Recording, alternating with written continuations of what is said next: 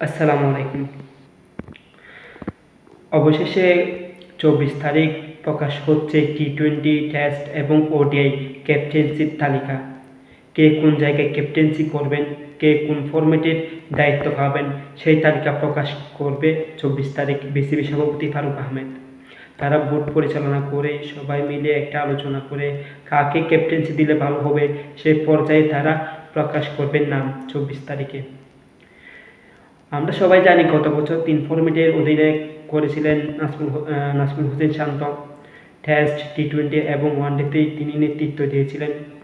শেষের দিকে এসে নাজমুল হোসেন শান্ত টি-টোয়েন্টি থেকে ক্যাপ্টেন্সি ছেড়ে দিতে চেয়েছিলেন। বোর্ড পরিচালনাদের এবং বিসিবিকে জানিয়েছিলেন সে টি-টোয়েন্টি থেকে সরে যেতে চান, অর্থাৎ ক্যাপ্টেন্সি করতে চান না।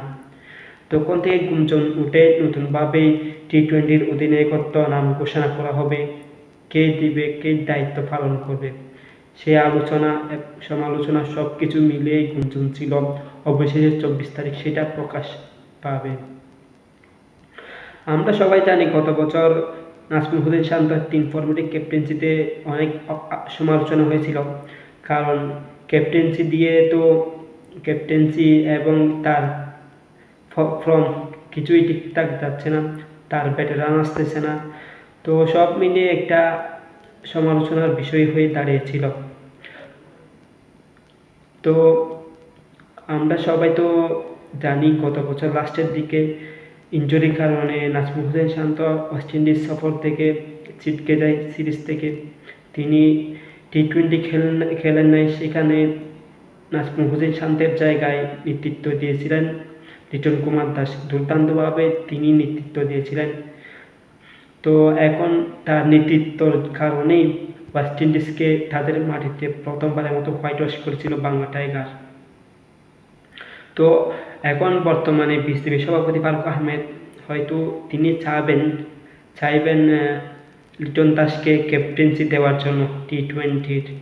যতটুকু সম্ভব আর কি, যতটুকু শোনা যাচ্ছে সেটা হওয়ার সম্ভাবনা বেশি, কারণ এখন বিসিবির চোখ হচ্ছে এখন লিটনের দিকে।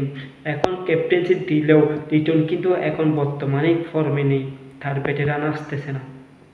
তো শুধু ক্যাপ্টেন্সির জন্য তাকে একাদশে রাখা হবে, সেইটা একটা বড় প্রশ্ন। তো সে লিটন কবেই ফর্মে ফিরবে, সেইটাও একটা প্রশ্ন। তো এখন সব মিলিয়ে দেখা যাক কে কে কোন দিকে গিয়ে পড়ে। এখন ক্যাপ্টেন্সির তালিকায় 4 জনের নামে আছে লিটন দাস, তাসকিন আহমেদ, মেহেদী হাসান মিরাজ এবং নাজমুল হোসেন শান্ত। 4 জনের মধ্যেই যে কোনো 2 জন বা 3 জনই ক্যাপ্টেন্সি হবেন, হয়তো 2 জনই থাকবেন, কারণ ওয়ানডে এবং টেস্টের ক্যাপ্টেন হয়তো নাজমুল হোসেন শান্তই করবেন। এবং শুধু টি-টোয়েন্টির ক্যাপ্টেন্সি নতুনভাবে আসবে, নাম প্রকাশ পাবে। তো এখন দেখার বিষয় কে পাবে।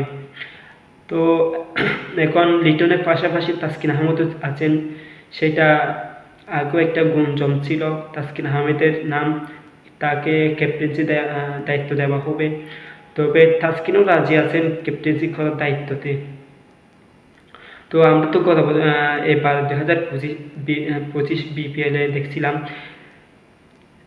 দুর্বার রাজশাহীর হয়ে তাসকিন আহমেদ খুবই দুর্দান্তভাবে নেতৃত্ব দিয়েছিলেন। যে দলটা সবার আগে বাইর হয়ে যাচ্ছিল, সেই দলটা পাওয়ার প্লে খেলার অবস্থায় চলে গিয়েছিল।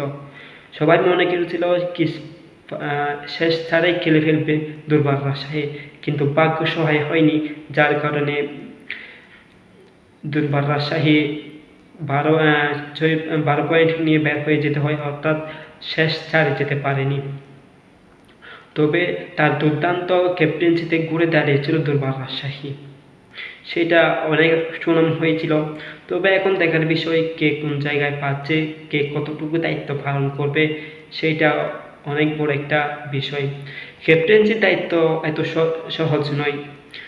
খেলার নিয়মকানুন এবং কন্টিনিউ করতে হবে, দলকে এগিয়ে নিয়ে যেতে হবে। দল হারলে জিতলে তাকে নিয়ে কথা বলা, সব কিছুর দায়ভার তার উপরই থাকবে।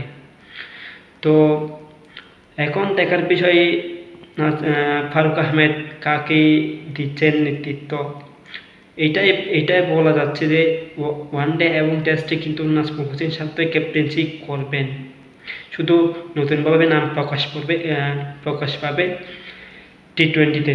টি-20 ক্যাপ্টেন্সি কী করবেন সেটা তো এখনও দেখার বিষয়।